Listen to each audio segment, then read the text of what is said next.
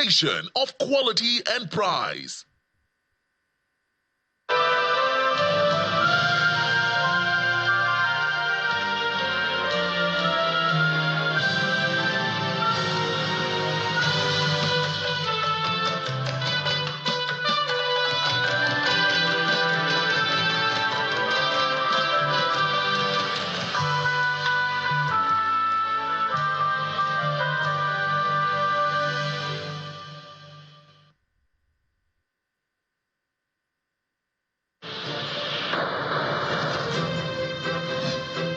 From Lagos, the nation's commercial capital, this is the News at 10. Live from Channels Television. Reporting tonight, Ayotunde Balogun.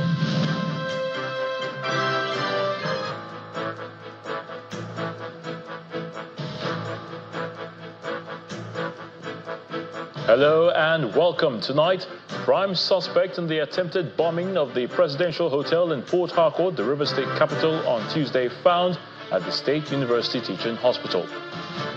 Immediate past Governor of Kaduna State, Nasir El-Rufai, files a fundamental suit against the Kaduna State House of Assembly over allegations of misappropriation of funds during his tenure.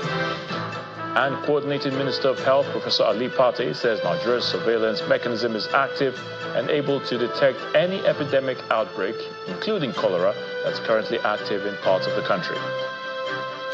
On business news tonight, Central Bank of Nigeria announces discontinuation of its price verification system portal for completion of mandatory import documents with effect from July the 1st. On sports news tonight, Georgia pulled off one of the biggest upsets of the Euros after beating former champion. Rivers in Nigeria's south-south, where the state government says the prime suspect in the explosion that rocked Port Harcourt, the state capital, on Tuesday, has now been found. The State Commissioner for Health, Dr. Adeze Ore, says the suspect was found at the River State University Teaching Hospital, formerly known as Braithwaite Memorial Specialist Hospital. Meanwhile, the River State Governor, Siminalayi Fubara, told a visiting team of the Senate Committee on Privatization, led by Senator Orji Uzor Kalu, that the intention of the man was to blow up the presidential hotel, a highly rated hospitality facility in the state. For more than half a year, the political crisis in Rivers State has continued to take different shapes, from the fire at the State House of Assembly to the attempt at impeachment, the resignations from the executive cabinet to the current unrest over local government administration. These developments have brought about increased security risk. The situation reached a peak on Tuesday, June 25, when an unidentified man detonated an explosive near the luxury presidential hotel on Aba Expressway in the heart of Port Harcourt. Fortunately, the explosive device, said to be a dynamite, detonated on the attacker, making him a victim of his actions. The government promptly instructed medical practitioners to be vigilant for such a patient, while the police launched a search for the suspects. Now, the River State government, the River State Ministry of Health, is calling for an alert to all medical facilities in the state, both public and privately owned facilities, to be vigilant and look out for an individual, a young man, with a traumatically dismembered upper limb, because this injury which was sustained, they will require medical attention. And within 24 hours, a prime suspect was identified at the Rivers State University Teaching Hospital, located near the government house. He is currently stable.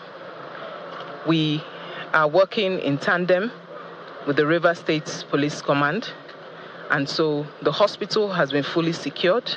The premises and the perimeter have been fully secured.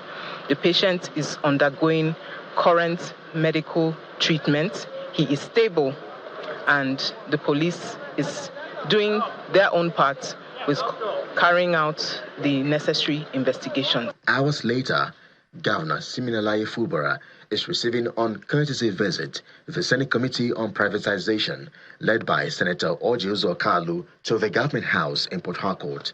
Leadership is a very big burden. It's not a sweet potato. It's not anywhere where you can see rice and beans. And In the street of Rivers, everybody is saying that the governor and the former governor are quarreling.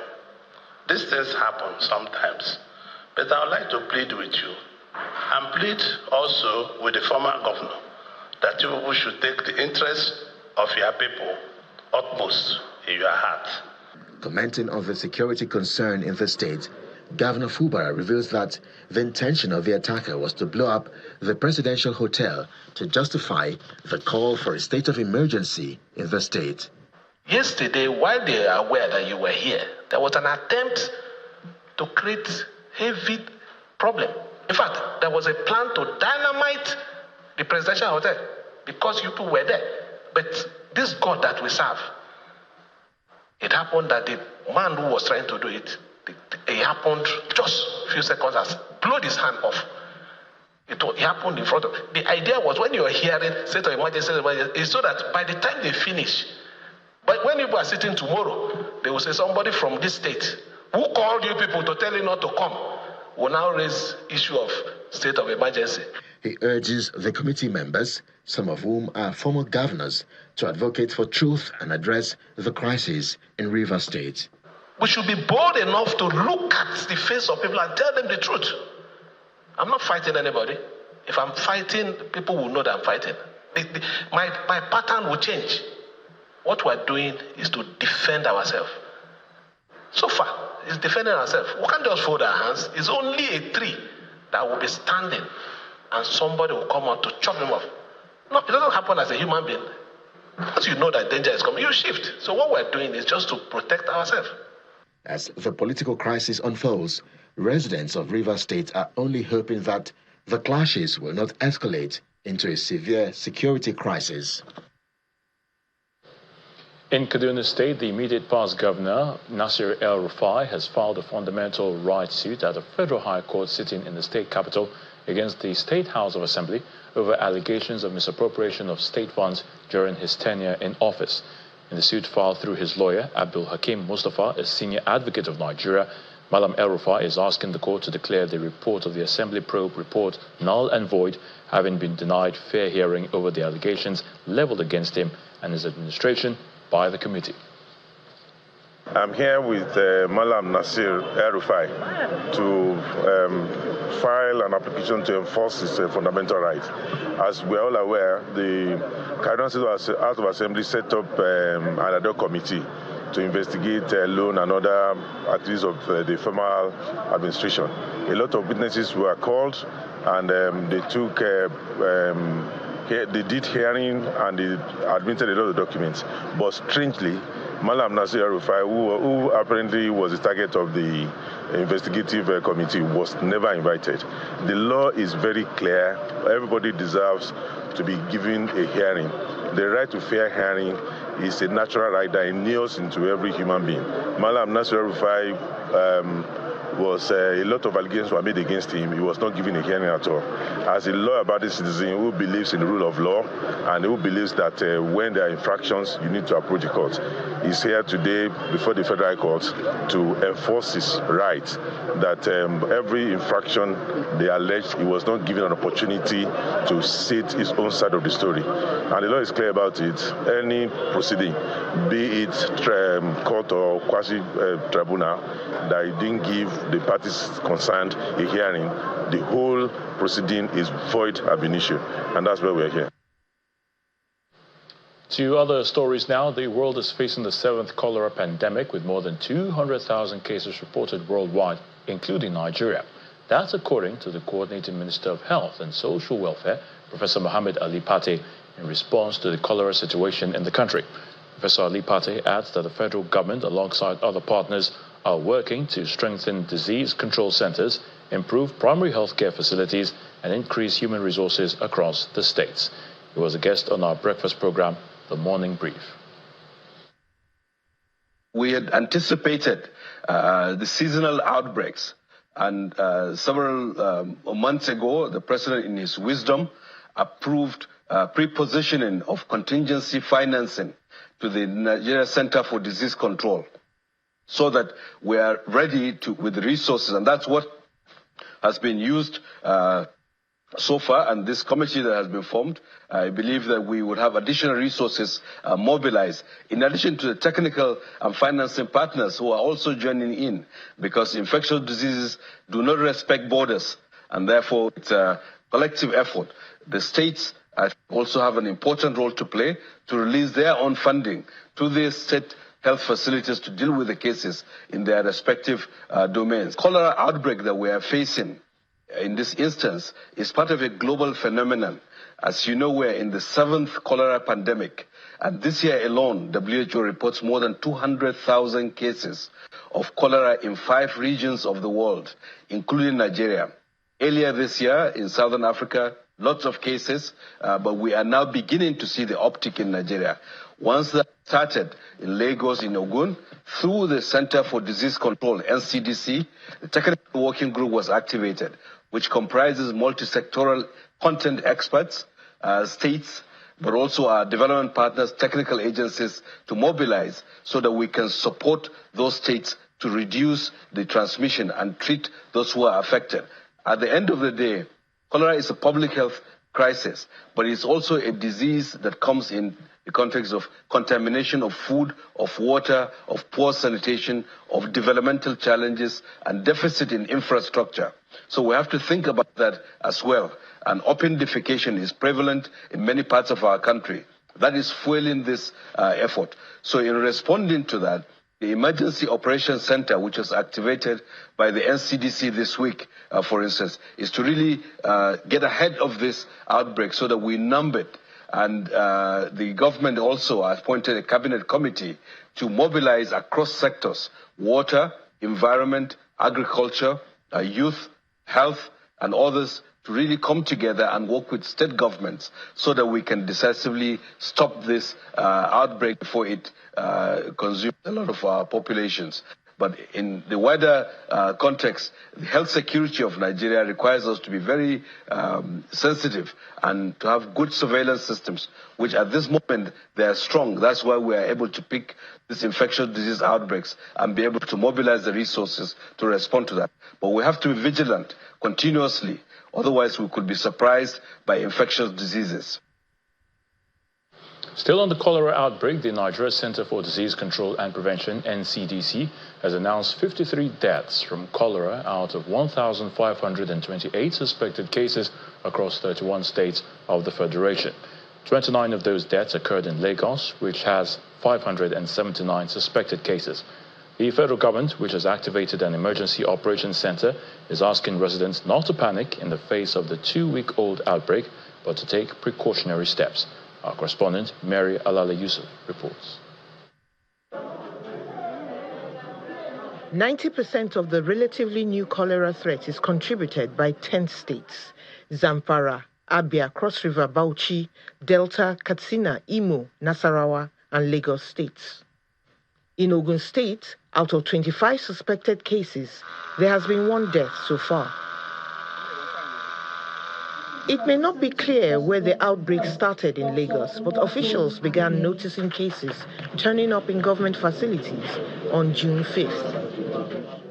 Lagos State, with the most cases, is the epicenter of the current outbreak. So far, we have not been able to identify a source yet, but the investigations are continuing because we want to see if we can identify a particular source or sources.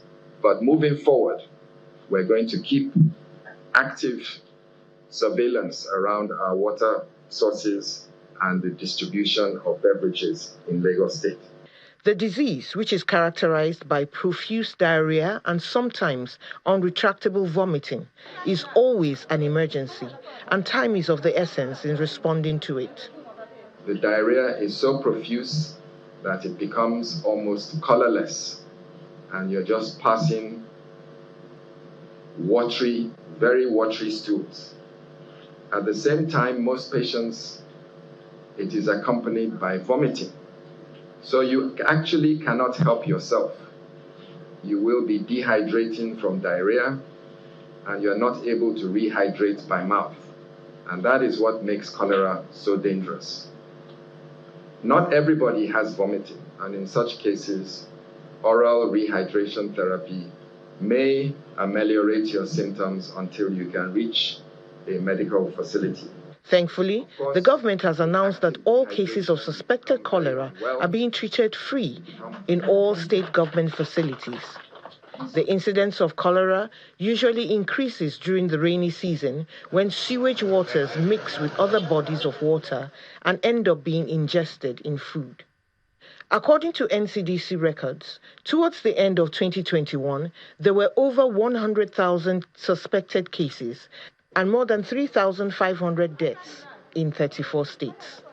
The government cautions that to avoid a recurrence, residents should keep clean surroundings, boil water before consuming it, cook food thoroughly, and avoid eating exposed food or sliced fruit from vendors.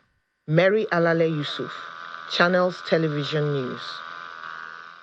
In part two, after the break, young people take time out to participate in an event organized by African Missions Global to mark the 2024 World Drug Day.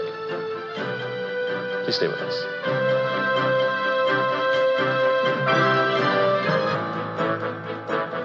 Hey, big head.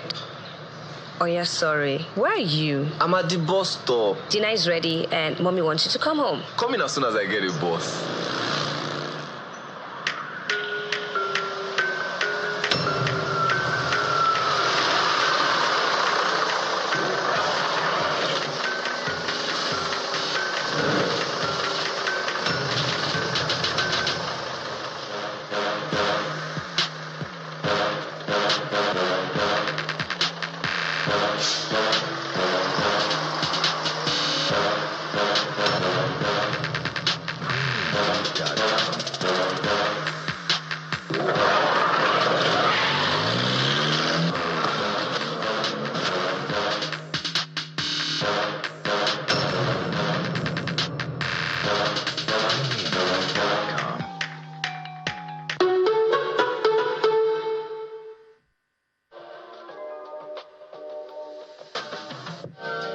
Yes, you can. And you can do it now with Taj Bank. Open an account with as little as 500 Naira and earn profits with the Mudaraba Savings Account with Taj Bank. Enjoy zero account maintenance, withdraw as many times as possible, and still get profit. Offer is open to both new and existing customers. Open an account by downloading the Tajway app on Play Store, the Apple Store, or walk into any Taj Bank branch closest to you. Taj Bank, our only interest is you.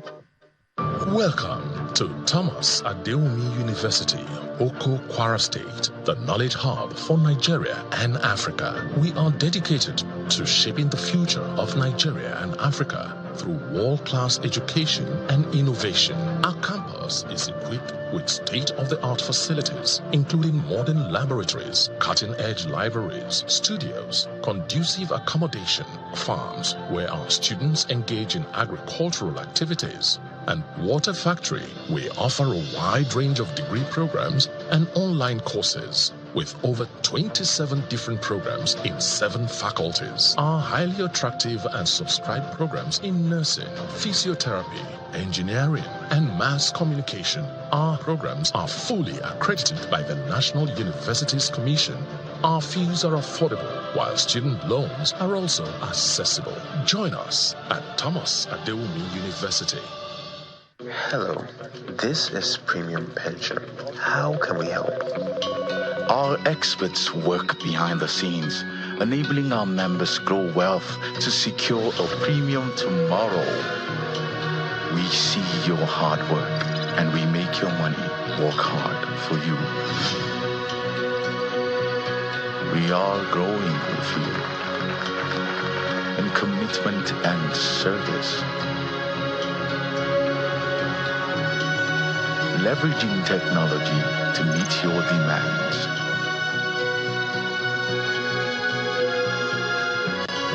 Secure your future and pave way for the next generation. Embracing diversity with firm roots across the 36 states of Nigeria and the FCT. Premium Pension. Active today, premium tomorrow.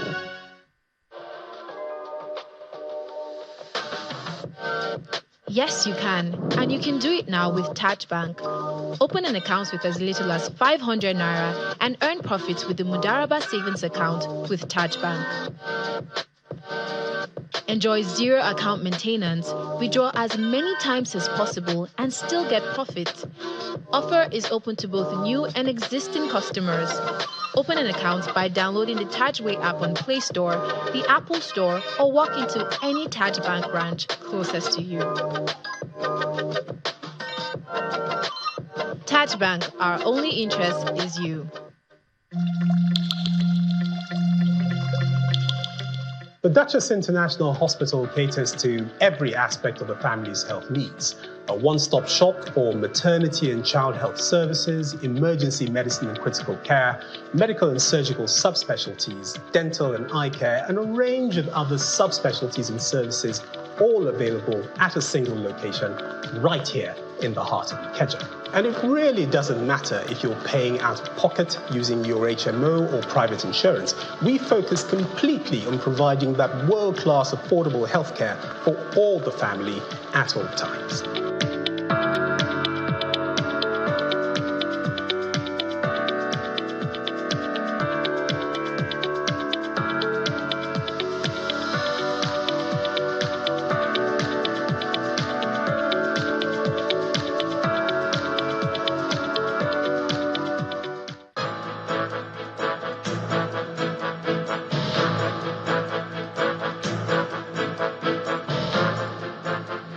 Welcome back. If you've just joined us, you're watching the news at 10, coming to you live on Channels Television from Lagos. A reminder of our top stories. Prime suspect in the attempted bombing of the presidential hotel in Port Harcourt, the River State capital, on Tuesday found at the State University Teaching Hospital. Immediate past Governor of Kaduna State, Nasir El-Rufai, files a fundamental suit against the Kaduna State House of Assembly over allegations of misappropriation of funds during his tenure. Coordinating Minister of Health, Professor Ali Pate, says Nigeria's surveillance mechanism is active and able to detect any epidemic outbreak, including cholera, that's currently active in parts of the country. And Julian Assange lands back home in his native Australia after a plea deal allowed him to walk free from a London prison.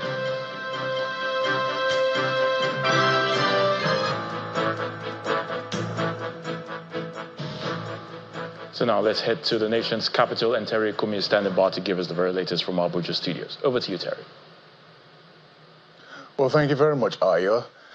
Now, as Nigeria joins the rest of the world to mark this year's International Day Against Drug Abuse and Illicit Drug Trafficking, President Bola Tinubu is pledging additional support for the National Drug Law Enforcement Agency to curb the menace of substance abuse in the country.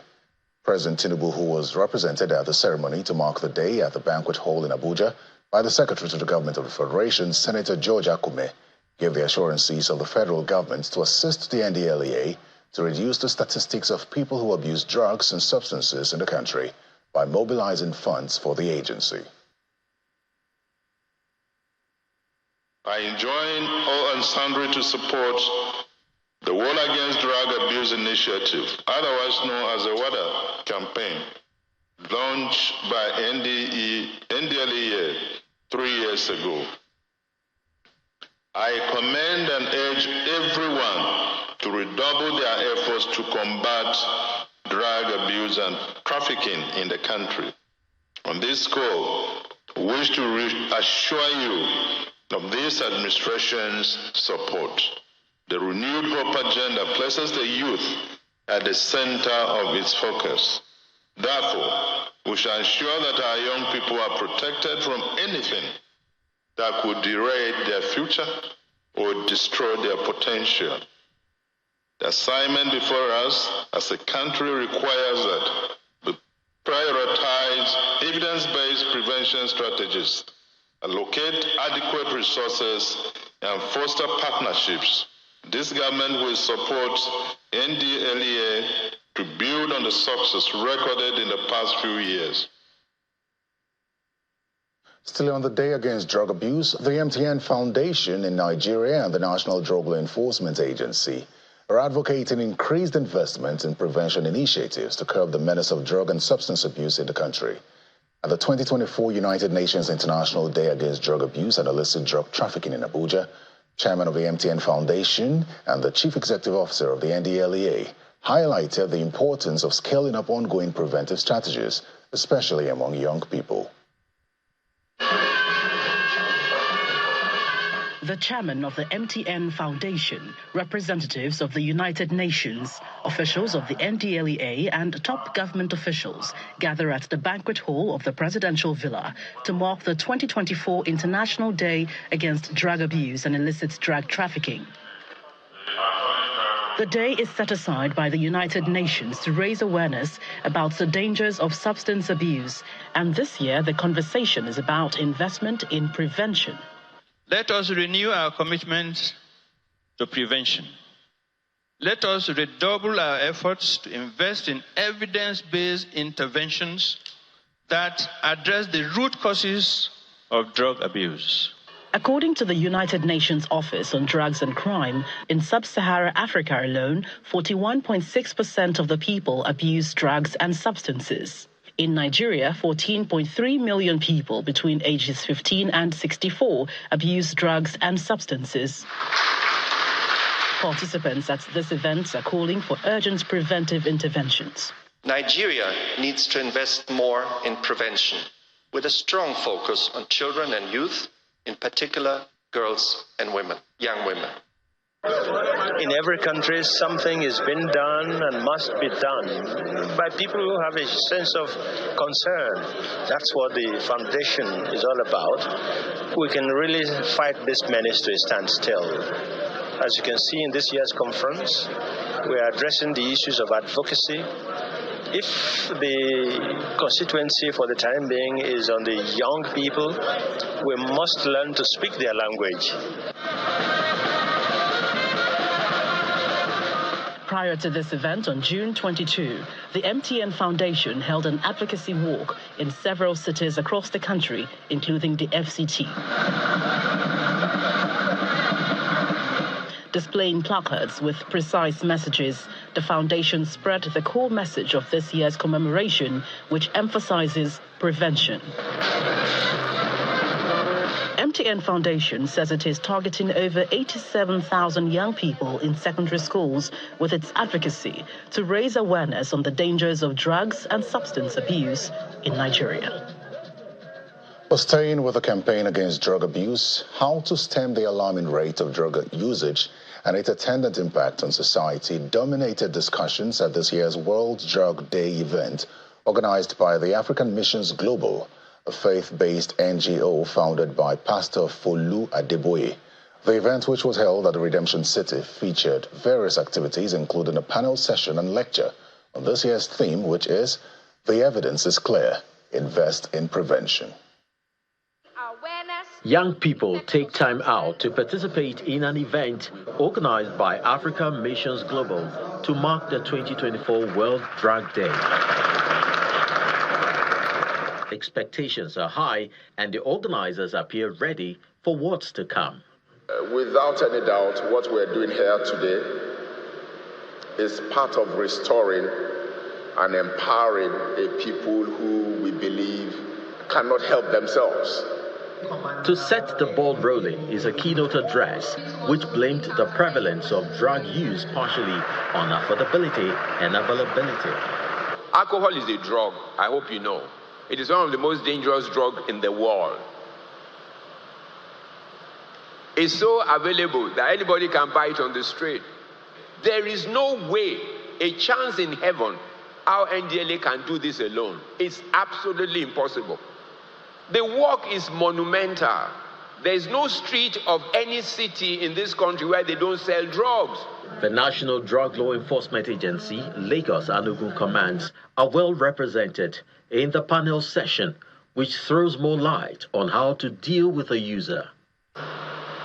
What you do, if you are properly sensitized and if you understand the situation, is to give help.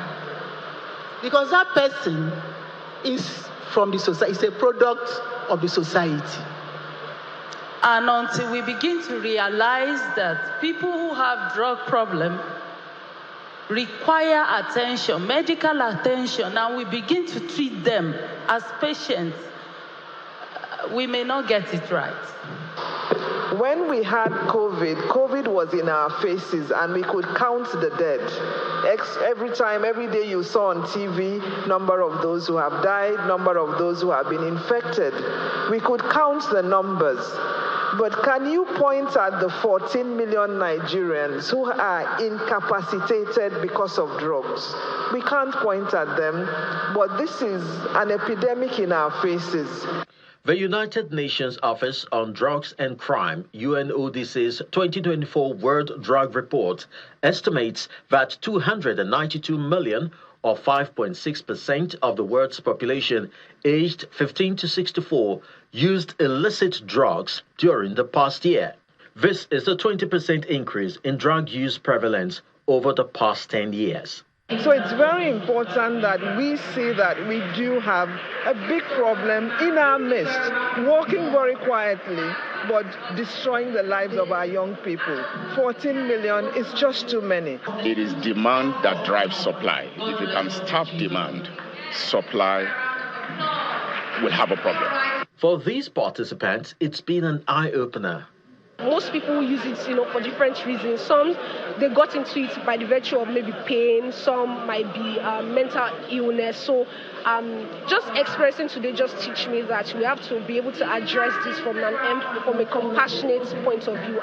The road to the future appears to be paved by harsher realities, except there are tougher responses to these drug menace, such as What Africa Missions Global, a faith-based NGO founded by Pastor Mrs. Fulu Adeboye, is vigorously pursuing with the Horizon 2033, aiming to impact 100 million lives by 2033. Chris Elems, Channels Television News. Till ahead on News at 10, Central Bank of Nigeria announces discontinuation of its price verification system portal for completion of mandatory import documents, effective from the 1st of July. That's on Business News, so stay with us.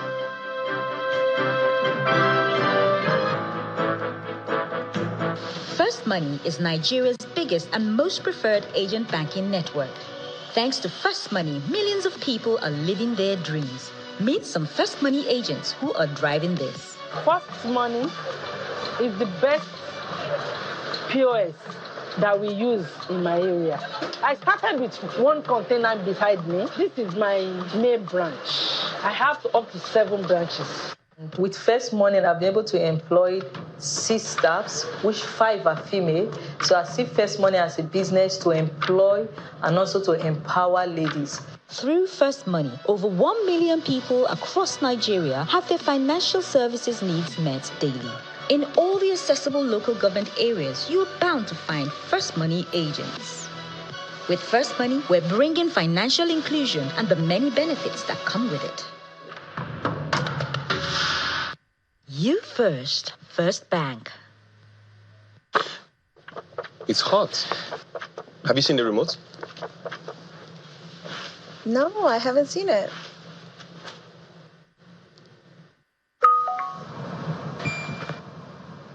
How did you do that?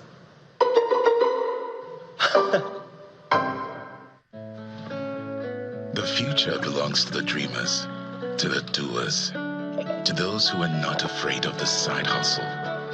It's for those who are ready to turn their passion into something big. And to help keep you revitalized and inspired, Top Tea is with you every step of the way. You are made for more. Find your inspiration. Top Tea, big round bags of flavor. Yes, you can. And you can do it now with Taj Bank. Open an account with as little as 500 Naira and earn profits with the Mudaraba Savings Account with Taj Bank. Enjoy zero account maintenance, withdraw as many times as possible and still get profit. Offer is open to both new and existing customers. Open an account by downloading the Tajway app on Play Store, the Apple Store, or walk into any Taj Bank branch closest to you. Taj Bank, our only interest is you. The Minister of Information and National Orientation, Mr. Mohammed Idris, is restating the federal government's commitment to protecting the rights of journalists. The minister stated this at the launch of a book titled Writing for the Media, Monetizing It, written by veteran journalist Azu Ishekwene.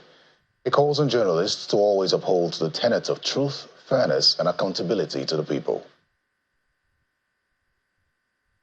We understand that a society can only flourish when its media organs are free to report the truth without fear of retribution and to equally hold those in authority accountable.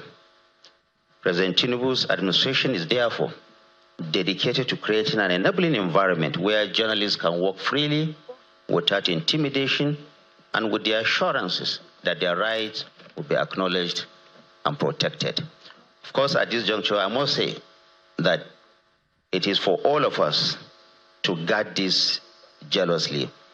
Now, oftentimes, I'm being confronted by my colleagues that you say the media is free in this country. Why is it that so and so are being hounded? And I said, we all have to fight to make sure that no one goes to any jail because of his belief or because he's holding a pen. It is not something that we should take for granted. We all have to collectively work and ensure that we keep it. However, freedom of the press comes with enormous responsibility. As we champion the cause of a free press, it is incumbent on all of us, the media, to exercise this freedom with a sense of duty, ethics, and patriotism. It is crucial that information disseminated to the public is accurate, it is balanced, it is devoid of sensationalism, and it is also extremely in the national interest. Meanwhile, the author of the book used the occasion to advise journalists on ways to seek value addition in order to get the desired rewards in all ramifications. Whatever you're doing, whether it's journalism, which is history as it unfolds and holding systems and governments accountable, whether it is that you are doing or you're just creating content, as long as you put effort and create value, money flows in that direction. Or if money is a word that makes people a bit uncomfortable, some form of reward will ensue from that, as long as you are consciously creating value. Well, that's a wrap from the nation's capital, Ayo. Many thanks, Terry.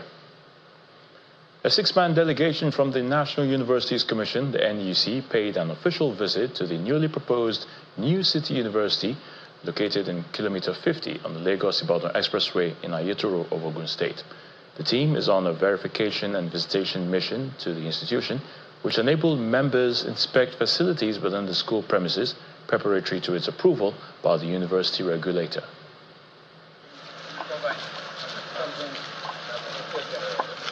Members of the accreditation team from the National Universities Commission, NUC, accompanied by management of the newly proposed higher institution, New City University, arrived at the premises of the school.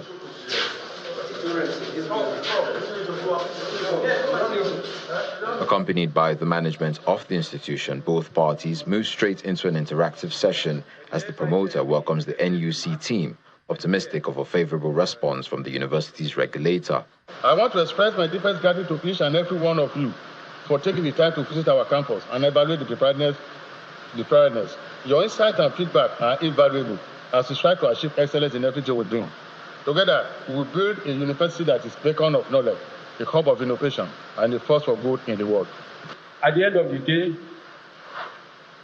we will no longer earmark, we are going to IMAC, go to see it for yourself and make some judgment about our preparedness for this journey. In response, the leader of the NUC delegation states the team's mission to the New City University, Ayetoro, Ogun State. Ours is a very simple task, and we can assure you that we will see what there is to see. We will report back appropriately, and then, of course, you will be hearing from our bosses. After stating their mission, members of the National Universities Commission are taken to different academic blocks within the school premises to see what has been put on the ground so far. And I assure you quality and qualitative education and unbiased system. And we're going to be in full support of promoting quality education in the country. We are going to be universal. We are not local university. And by the grace of God, we want to move and meet our predecessors and leave them behind. I think that by founding New City University, we have a university that will thoroughly, meet the aspirations of many Nigerians, regardless of your class. Following this visitation from the National Universities Commission, NUC, the promoter and his team of eminent scholars are looking forward to the approval from the NUC and commencement of academic activities.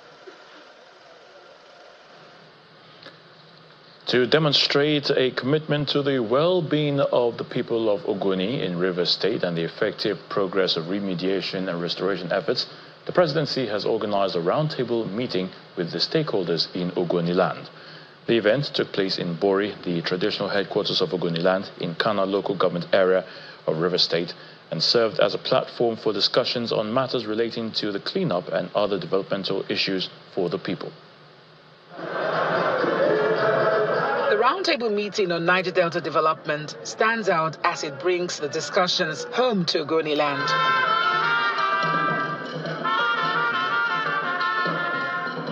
The gathering is an initiative of the presidency under the office of the Senior Special Assistant to the President on Community Engagement South-South in collaboration with the Hydrocarbon Pollution Remediation Project, HYPRAP.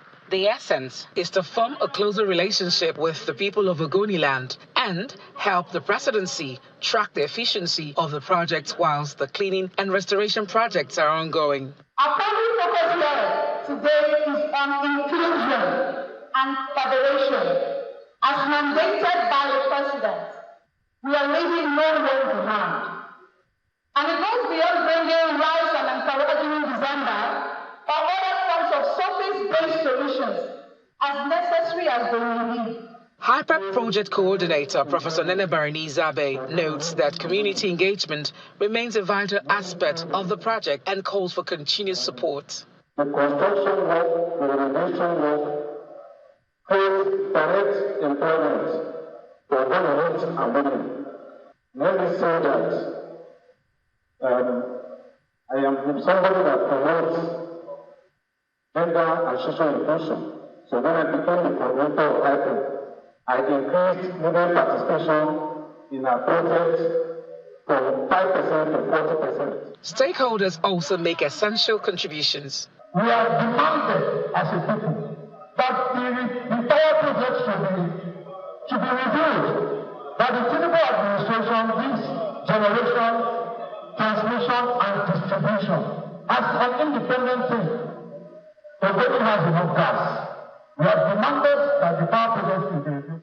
Responding to questions, HYPRAP's project coordinator provides a detailed update on the ongoing remediation projects and livelihood restoration efforts. We have 130 projects going on concurrently, and I've listed some of them.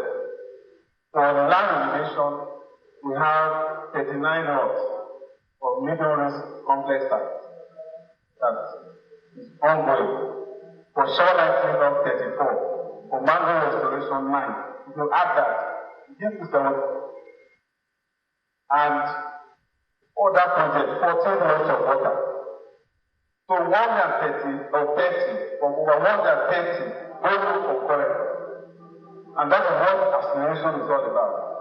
The roundtable meeting in Bori symbolizes efforts by the presidency to create a more cordial relationship between the federal government and the Ogonis. It gives a signal of commitment to not only environmental restoration, but also the improvement of the living standards of the communities. Deborah Balama, Channels Television News.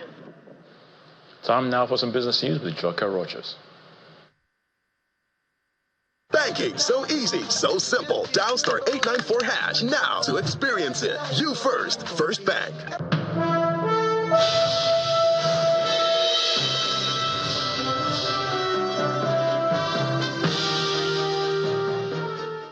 Thank you, Ayo. Today, welcome to Business News. With effect from July the 1st, the price verification system used by importers for foreign exchange will be discontinued, and that's according to the latest directive by the Central Bank of Nigeria. In a statement released today, the financial markets regulator says the move follows recent developments in the country's foreign exchange market. This means that importers will no longer need the portal to validate Form M applications, the document used to declare the intention to import physical goods. Just last year, the CBN introduced the Foreign Exchange Price Verification System portal to enable importers to access Forex and made it mandatory for all the M requests effective from August 31st, 2023. The Securities and Exchange Commission and Nigerian Exchange Group PLC, NGX Group, have reaffirmed their dedication to the comprehensive digitization of the capital market, aligning with transformation strategy outlined in the revised Capital Market Master Plan.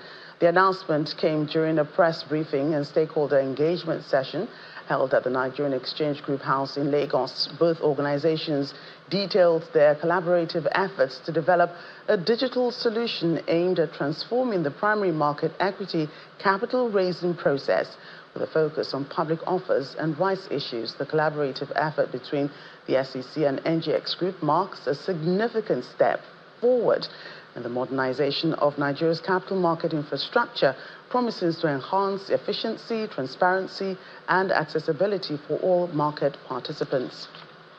In the meantime, after 2 days of sell pressure, the domestic equities market climbed back to winning ways as buying interest in some key banking and consumer goods stocks drove the all-share index into the green territory. Dominic Iwiwu tells us more.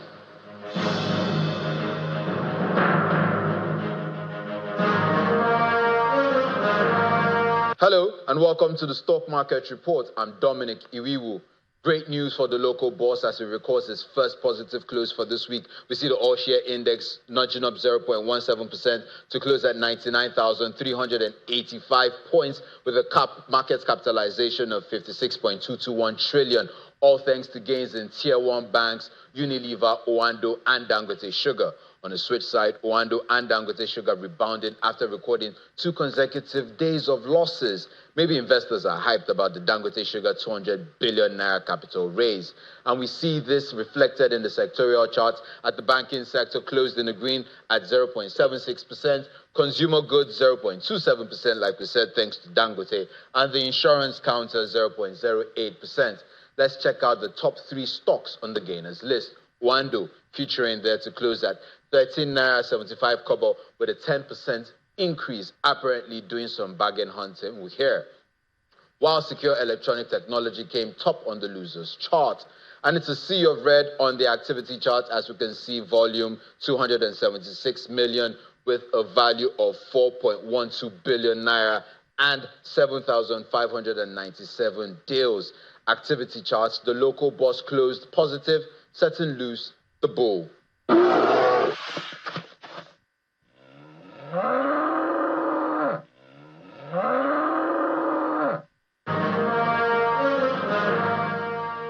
Thank you, Dominic. Now let's find out how major world stock markets ended midweek trading session.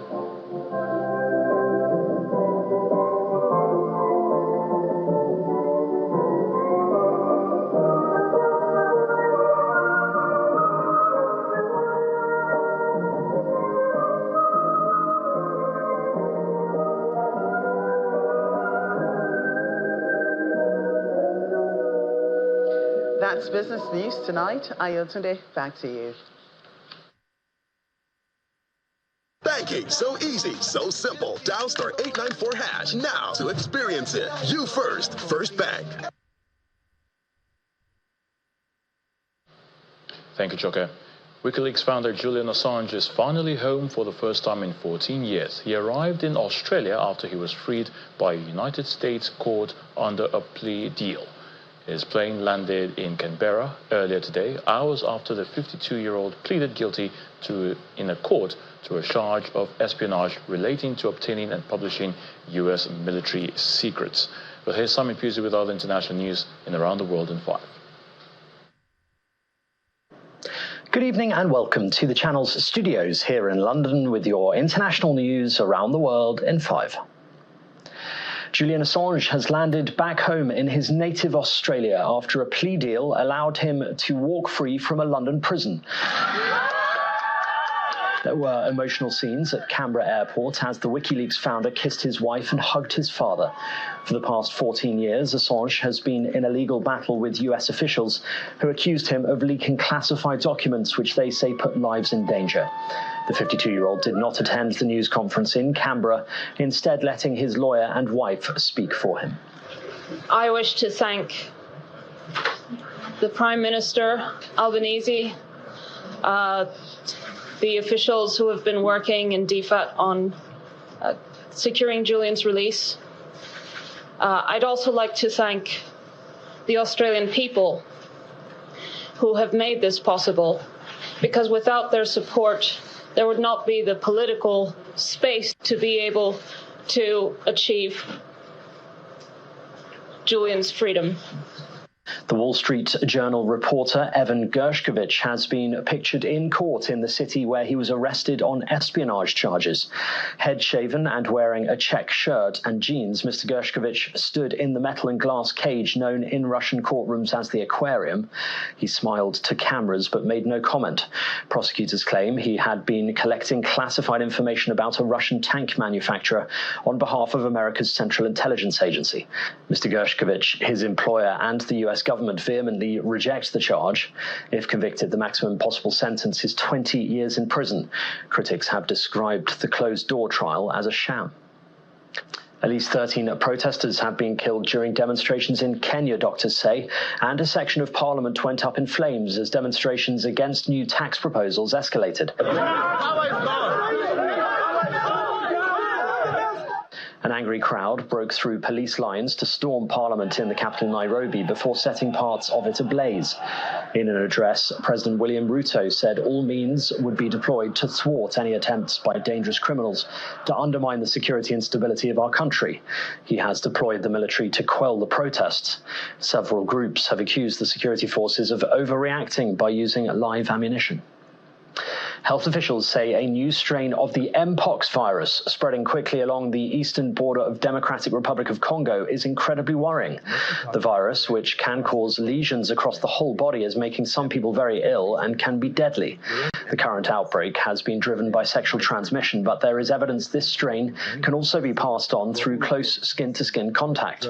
Global health experts say the new variant risks cross-border and international spread of the virus, with one calling it the most dangerous strain yet. Haiti's interim Prime Minister Gary Conille has vowed to end lawlessness with the help of a Kenyan-led international force deployed to the nation. The arrival of 400 Kenyan police officers in the first tranche of an international force was a unique opportunity to restore order, Mr. Conille said. Rocked by decades of instability, the Caribbean nation has seen an escalation of violence following the assassination of President Jovenel Moise 3 years ago. The German car-making giant Volkswagen says it will invest up to $5 billion in Tesla rival Rivian. The deal creates a joint venture that will allow VW and the US-based electric vehicle maker to share technology. Rivian shares jumped by almost 50% after the announcement. The tie-up comes as competition intensifies between EV makers and Western countries move to impose tariffs on Chinese imports. Under the agreement, VW said it will initially invest $1 billion in the electric truck and SUV maker, with another $4 billion to be put into the company by 2026. And a SpaceX Falcon Heavy rocket has launched the fourth and final satellite of NASA next-generation geostationary weather satellites from the Kennedy Space Center. 5, 4, 3, 2, 1. The rocket, that is essentially 3 Falcon 9s strapped together, blasted off carrying the 11,000-pound GOES-U satellite for the National Oceanic and Atmospheric Administration, partnered with NASA. With 5.1 million pounds of thrust at liftoff, Falcon Heavy beat the power of the ULA Atlas V rockets that gave a ride to the previous 3 GOES satellites. And that's your international news around the world in 5. Now back to the channel's studios in Lagos.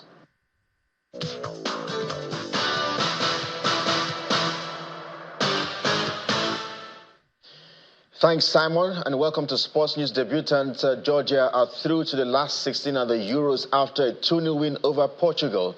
Well, Portugal also qualified for the next round after as Group F winners despite the loss. In the other game, Turkey also reached the knockout stage of the competition from Group F after a bad-tempered 2-1 win over battling third-man Czech Republic. More updates from the Euros. Romania and Slovakia both qualified for the last 16 after a tense 1-1 draw in the last 16 Group E game. Andre Dudak put Slovakia ahead in the first half, but Romania's Razvan Marin equalized with a penalty before the interval. Meanwhile, Belgium also qualified for the last 16 after a goalless draw with Ukraine, who exited the tournament despite all 4 teams in Group E finishing level on 4 points. Romania took top spot ahead of Belgium after scoring more goals. In boxing, Anthony Joshua will face Daniel Dubois in an all-British showdown for the IBF World Heavyweight title at Wembley on September 21 after Alexander Usyk confirmed he was vacating the belt. Dubois is the IBF's mandatory challenger, and it was announced today that he will go up against Joshua. Joshua has 28 victories and 3 losses in his career, while Dubois has won 21 of his 23 fights. Let's switch gears now to tennis, where former U.S. champion Emma Raducanu registered her first victory over a top 10 player in dramatic fashion at the Eastbourne International, saving a match point on her way to upsetting second seed Jessica Pegula as defending champion Madison Keys also cruised into the quarterfinals of the competition. Raducanu edged a tie break to level against American opponents and held her nerve to finish 4-6, 7-6, 7-5 after a major wobble in the decider. The 21-year-old who missed the entire grass court season last year following surgery opted not to play in the qualifying for the French Open or at the Paris Olympic Games, but has a wild card for Wimbledon, which starts next week. The countdown is on with exactly 30 days to go to the start of the Olympic Games in Paris. On the quays of the River Seine in Paris, the clock showing the countdown to the opening ceremony of the Olympic Games hits its symbolic 30-day mark. From July 26, 2024, Paris will be hosting the world's biggest sporting event, the Olympic and Paralympic Games. And we are counting down indeed. And that's your Sporting Tonight. I'm Kelly. It's back to you today.